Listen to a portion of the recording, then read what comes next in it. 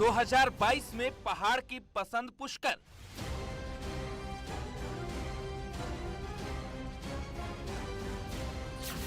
धामी की अगुवाई में होगा 22 का रण।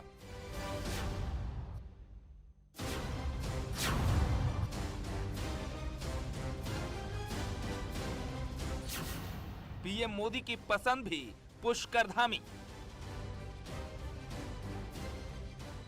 हमारे ऊर्जावान नौजवान मुख्यमंत्री धामी जी का और इस कामों की जिम्मेदारी उठाने वाले सभी लोगों का भी आज हृदय से धन्यवाद करता हूं। शाह ने भी थपथपाई धामी की पीठ।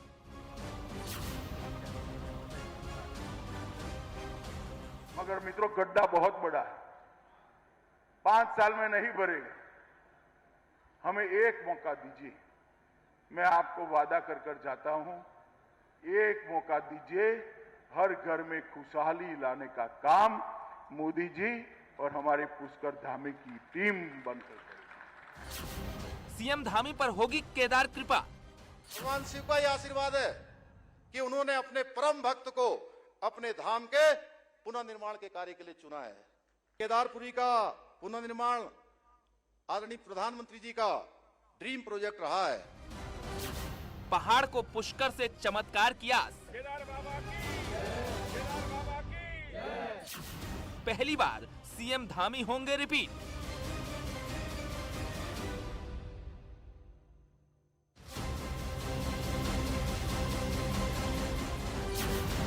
देवभूमि में धामी को दोबारा मौका मिलेगा। आप देख रहे हैं हमारी खास पेशकश। मैं हूं आपके साथ मनु तेवतिया।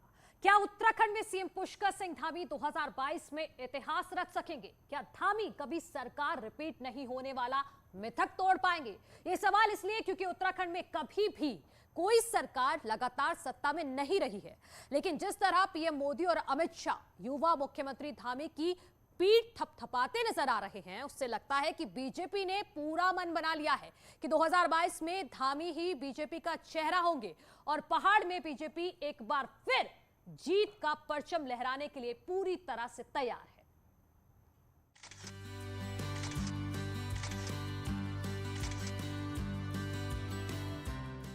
कहते हैं एक तस्वीर के पीछे छिपे होते हैं हजारों शब्द और हर शब्द के पीछे छिपी होती है एक तस्वीर।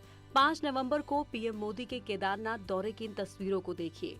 इन तस्वीरों में कैद है आने वाले वक्त में उत्तराखंड की राजनीति की दशा और दिशा। जिस तरह पीएम मोदी ने उत्तराखंड के युवा सीएम पुष्कर सिंह धामी की पीठ थपथपाई, उसे देखकर लग रहा है कि पहाड़ में प्रधानमंत्री मोदी की पहली पसंद धामी ही है। 2022 के सियासी रण में संकेतों में ही सही, बीजेपी ने साफ कर दिया है कि उत्तराखंड में पुष्कर सिंह धामी ही पार्टी का चेहरा होंगे। जिस तरह केदारनाथ में पीएम मोदी ने सीएम धामी की तारीफों के पुल बांधे, उससे उस ऊहापोह में करीब करीब विराम लग गया कि 2022 में बीजेपी को दूसरा सीएम कैंडिडेट सामने लाएगी, क्योंकि धामी को काम करने के लिए 6 महीने से भी कम वक्त मिला है। लेकिन इतने कम समय में भी पुष्कर सिंह धामी ने अपने लिए पीएम मोदी के मन में जगह बना ली है। सुनिए कैसे पीएम मोदी ने सीएम धामी की खुलकर तारीफ की। मैं इस पुनीत प्रयासों के लिए उत्तराखंड सरकार का, हमारे ऊर्जावान नौजवान मुख्यमंत्री धामी जी का और इस कामों की जिम्मेदारी उठाने वाले सभी लोगों का भी आज हृदय से धन्यवाद करता हूं, जिन्होंने एड़ी चोटी का जोर लगा करके इस सपनों को पूरा किया है। पीएम मोदी से अपनी तारीफ सुनकर धामी गदगद दिखे। उन्होंने भी पीएम मोदी का आभार जताया और विनम्रता से उस जिम्मेदारी को भी स्वीकार किया जो उन्हें संकेतों में मंच पर ही दे दी गई थी। मुख्यमंत्री धामी ने कहा कि बाबा केदार की यही इच्छा है कि उनका सबसे बड़ा भक्त ही उनके धाम का पुनर्निर्माण करे और वही हो रहा है। धामी ने राज्य में विकास योजनाओं के लिए भी पीएम को शुक्रिया कहा। भगवान शिव का यह आशीर्वाद है कि उन्होंने अपने परम भक्त को अपने धाम के पुनर्निर्माण के कार्य के लिए चुना है। केदारपुरी का पुनर्निर्माण आदरणीय प्रधानमंत्री जी का ड्रीम प्रोजेक्ट रहा है, जो कि आपके विजन, नेतृत्व एवं संकल्प का सर्वश्रेष्ठ उदाहरण है। ये बाबा केदार और देवभूमि के प्रति आपका विशेष अनुराग ही है, जिसके कारण से पिछले 5 वर्षों में सैकड़ों करोड़ रुपए के पुनर्निर्माण के कार्य केदारनाथ में हुए हैं। भारी वृष्टि होने के कारण से कई जनपदों में व्यापक जनहानि, धनहानि हुई है। तब भी आपने नियमित रूप से दूरभाष पर मुझसे आपदा के संबंध में और बचाव कार्यों की लगातार आप समीक्षा करते रहे हैं। आपने तुरंत 3 एयरफोर्स के यहां पर हेलीकॉप्टर भेजे और 3 हेलीकॉप्टरों के कारण से हमारे यहां पर 500 से भी ज्यादा लोगों की जान बचाई जा चुकी है। वहीं पीएम मोदी और गृह मंत्री अमित शाह तो धामी पर भरोसा जता ही चुके हैं। संगठन को भी धामी में अपना अलग सीएम दिख रहा है। अब की बार 60 पार का नारा देने वाली उत्तराखंड बीजेपी ने कहा कि पूरा भरोसा है कि युवा सीएम धामी की अगुवाई में ही 2022 में फिर से कमल खिलेगा और बीजेपी प्रचंड बहुमत से सत्ता में वापसी करेगी। देखिए, युवा मुख्यमंत्री ये बात अलग है कि उनके पास समय कम मिला है, लेकिन भले ही समय धामी जी के पास समय कम हो, लेकिन मेरे मुख्यमंत्री में बहुत दम है। और युवा मुख्यमंत्री जिस तरह से ताबड़तोड़ बैटिंग कर रहे हैं, विपक्ष के नेताओं को जब धरने पे बैठते हैं तो विधायकों को गले से लगा लेते हैं। जो कांग्रेस करती है, जो षड्यंत्र करती है, उस षड्यंत्र के गड्ढों में मिट्टी डाल के आगे बढ़ जाते हैं। वो बताता है कि युवा मुख्यमंत्री बहुत पोलाइटली, बहुत खूबसूरती से खेल रहे हैं और तमाम षड्यंत्रों को विपक्ष के वो नाकाम करते हुए आगे बढ़ रहे हैं। और मैं ये कह सकता हूं कि अब विपक्ष के पास परेशान, छटपटाया हुआ विपक्ष की समझ में नहीं आ रहा है कि वो कैसे धामी जी से पार पाए। और मुझे लगता है कि जिस खूबसूरती के साथ धामी जी खेल रहे हैं, उससे लगता है कि जीत निश्चित है। और इस बार 60 पार का लक्ष्य हमने रखा है। मुझे लगता है कि हम उसे हासिल करेंगे युवा मुख्यमंत्री के नेतृत्व में। कांग्रेस को मुझे लगता है अभी विपक्ष के लिए और ट्रेनिंग की आवश्यकता है। उत्तराखंड के सियासी इतिहास में अभी तक ऐसा नहीं हुआ कि कोई सरकार रिपीट हुई हो। सीएम धामी के ऊपर इस बात का दबाव भी रहेगा कि कैसे इस मिथक को तोड़ा जाए। बीजेपी कह रही है कि जनता भ्रष्ट कांग्रेस को दोबारा सत्ता में आने का मौका नहीं देगी, क्योंकि जनता का भरोसा कमल पर था, है और रहेगा। और ये भी एक स्वघोषित मिथक सा बना रखा था हमारे प्रदेश में कि जिस पार्टी की सरकार प्रदेश में होती है, उस पार्टी के सांसद चुनाव नहीं जीतते। हम 5 के 5 लोकसभा चुनाव जीते, लोकसभा में जीते, और हमने एक नया रिकॉर्ड बनाया। जीत के जो लीड का था उसका भी एक नया रिकॉर्ड बनाया। तो इसलिए अगर कुछ लोग जो केवल बिल्ली के भाग से छीका टूटने के इंतजार में है, तो उनकी सोच उन्हें मुबारक हो। हमने जो नारा दिया है अब की बात 60 पार, वो निश्चित रूप से धरातल पर हम उतार कर रहेंगे। वहीं बीजेपी ने 6 महीने के अंदर 2 सीएम बदले थे। पहले त्रिवेंद्र सिंह रावत की जगह तीरथ सिंह रावत को कमान दी गई थी। उसके बाद 2 महीने के बाद ही तीरथ सिंह रावत को भी मजबूरन हटाना पड़ा और युवा सीएम पुष्कर सिंह धामी सरप्राइज के तौर पर सामने आए, क्योंकि उत्तराखंड में धामी के मुकाबले कई सीनियर नेता मौजूद हैं।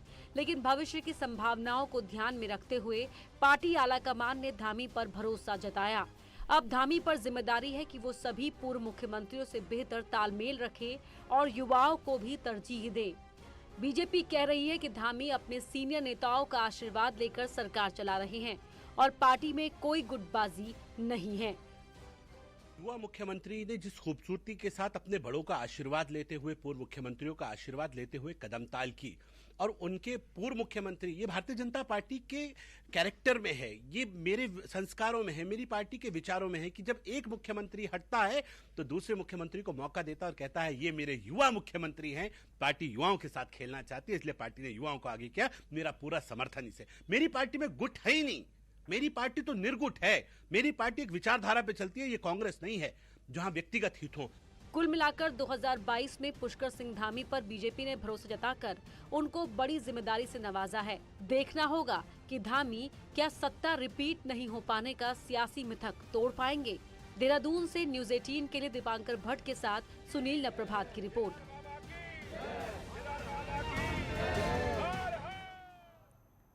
वहीं वहीं 30 अक्टूबर को उत्तराखंड पहुंचे गृह मंत्री अमित शाह ने भी सीएम धामी की जमकर तारीफ की थी, लेकिन राजनीति के जानकार मान रहे हैं कि धामी के लिए दोबारा कमल खिलाना आसान नहीं होगा, क्योंकि बीजेपी ने 6 महीने के अंदर 3 सीएम बदले थे, जिस पर विपक्ष बीजेपी को अक्सर घेरता रहता है।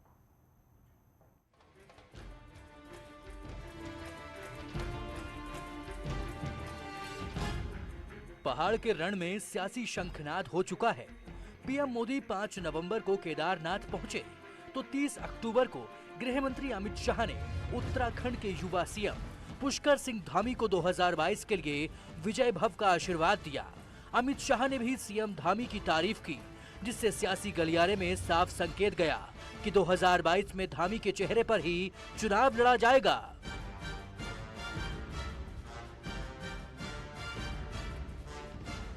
मगर मित्रों, गड्ढा बहुत बड़ा है, 5 साल में नहीं भरेगा। हमें एक मौका दीजिए, मैं आपको वादा कर कर जाता हूं, एक मौका दीजिए, हर घर में खुशहाली लाने का काम मोदी जी और हमारे पुष्कर धामी की टीम बनकर करेगी। सीएम धामी ने भी गृह मंत्री के उत्तराखंड दौरे पर धन्यवाद दिया।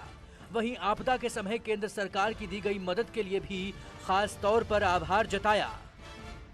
सारे कार्यक्रम निरस्त करके रात के 1:30 बजे यहाँ पहुंचे और पूरे दिन भर आपने उत्तराखंड का भ्रमण किया, एरियल सर्वे किया और पूरी बैठक करी। उसके बाद भारत सरकार की यहाँ पर टीम भेजी। मैं उसके लिए आपका उत्तराखंड वासियों की तरफ से हार्दिक धन्यवाद करना चाहता हूँ। और आपके आने से निश्चित रूप से आप जब आए, आपके आने से पहले यहाँ उत्तराखंड के अंदर 3 सेना के हेलीकॉप्टर आपने पहले ही भेज दिए। राजनीति के जानकार मानते हैं कि पीएम मोदी और अमित शाह के भरोसे के बावजूद पुष्कर सिंह धामी के लिए आसान नहीं होगा 2022 में खुद को साबित करना, क्योंकि राजनीति की राहें बहुत पथरीली हैं और इतना आसान नहीं है कि सत्ता के सिंहासन पर दोबारा काबिज होना।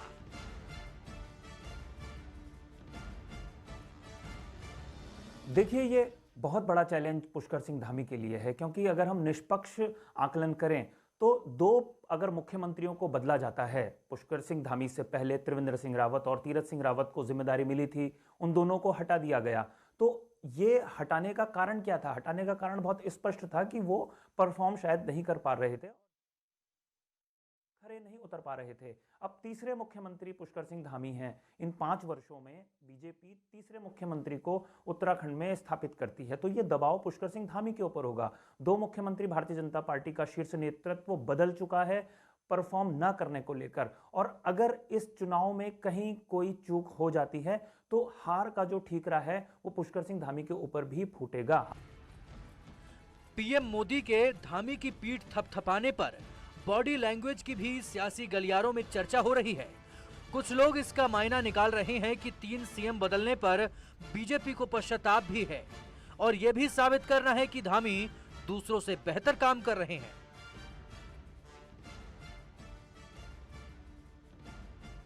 उनके मुख्यमंत्री हैं और तीसरे मुख्यमंत्री हैं और अपने ही मुख्यमंत्री की पीठ थपथपाएंगे। चुनाव है और पीठ वो इसलिए भी थपथपा रहे हैं कि वो अपनी गलतियों पर भी पर्दा डालना चाहती है बीजेपी कि त्रिवेंद्र सिंह रावत क्यों हटाए गए, तीरथ सिंह रावत क्यों हटाए गए, और जब चुनाव में 4-5-6 महीने रह गए तब आप तीसरे मुख्यमंत्री को लाए और उन्होंने एक पॉलिटिकल नया इतिहास रचा उत्तराखंड के अंदर कि 5 साल में 3 मुख्यमंत्री, 2 तो अभी तक चलते रहे, अब 3 के बाद ये 4 भी ला सकते हैं, कुछ भी कर सकते हैं।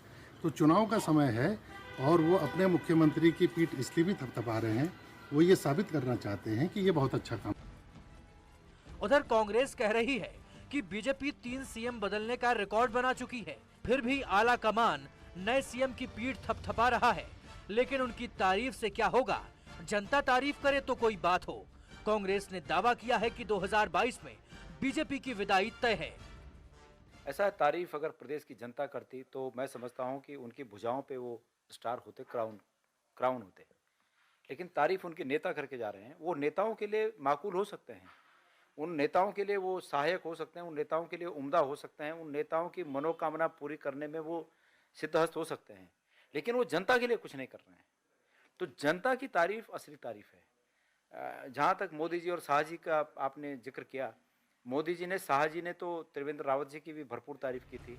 बीजेपी में कई बड़े नेता ऐसे हैं जो कांग्रेस से आए हैं, साथ ही कई पूर्व मुख्यमंत्री ऐसे हैं जिनके वजूद के बावजूद धामी को अपना पॉलिटिकल स्पेस बनाना है। यानी आसान शब्दों में ऐसे समझिए कि कोहली जैसे युवा कप्तान की टीम में अगर सचिन, राहुल द्रविड़, नेहरा जैसे लोग हों तो उसके बाद भी अगर कोहली कप्तानी पारी खेलें, कुछ ऐसा ही अतिरिक्त दबाव तो धामी पर रहेगा ही। बड़े नेता भी पार्टी में हैं, चाहे वो पूर्व मुख्यमंत्रियों की एक पूरी टोली भारतीय जनता पार्टी की है उत्तराखंड में, चाहे वो कैबिनेट मंत्रियों की एक टोली है, चाहे वो वरिष्ठ उन नेताओं की टोली है जो कांग्रेस से भारतीय जनता पार्टी में आए हैं, तो उनके बीच में पुष्कर सिंह धामी को अपनी छवि को बचाकर रखना और उन तमाम नेताओं से अपने आप को बीज साबित करने की उनके ऊपर एक बड़ी जिम्मेदारी है। और भारतीय जनता पार्टी का ये इतिहास रहा है कि जब वो चुनाव में जाते हैं, अगर जीत होती है तो वो शीर्ष नेतृत्व का क्रेडिट होता है और अगर हार होती है तो उसमें स्थानीय नेता की जिम्मेदारी हो। बीजेपी कह रही है कि जनता का मन बीजेपी जीत चुकी है, इसलिए इन 5 साल में 2019 के लोकसभा चुनाव समेत जितने भी स्थानीय चुनाव हुए हैं वहां भी बीजेपी ने परचम लहराया है। 2017 का जो चुनाव हुआ, 2017 में भारतीय जनता पार्टी को 57 सीटों का रिकॉर्ड तोड़ बहुमत मिला। और इतना ही नहीं, इसके बाद 2019 में जब लोकसभा के चुनाव हुए तो लोकसभा के चुनाव में भारतीय जनता पार्टी को 70 में से 65 सीटों पर बढ़त मिली, या हम उन सीटों पर 70 में से 65 सीटों पर लोकसभा 2019 के चुनाव में हम जीते। और उसके बाद भी जितने लोकसभा के चुनाव के बाद जितने नगर निगमों के चुनाव हुए, जितने उपचुनाव हुए, सहकारिता के चुनाव हुए, सारे चुनाव में हमने सफलता प्राप्त की। बहरहाल अगर तमाम सियासी रोड़ों के बावजूद धामी 2022 में पहाड़ में कमल खिलाने में कामयाब रहे तो वो बीजेपी की ऐतिहासिक जीत होगी, क्योंकि अभी धामी काफी युवा हैं और उनके अंदर अनंत सियासी संभावनाएं मौजूद हैं। न्यूज़ 18 के लिए देहरादून से सुनील नप्रभात के साथ भारती सकलानी की रिपोर्ट।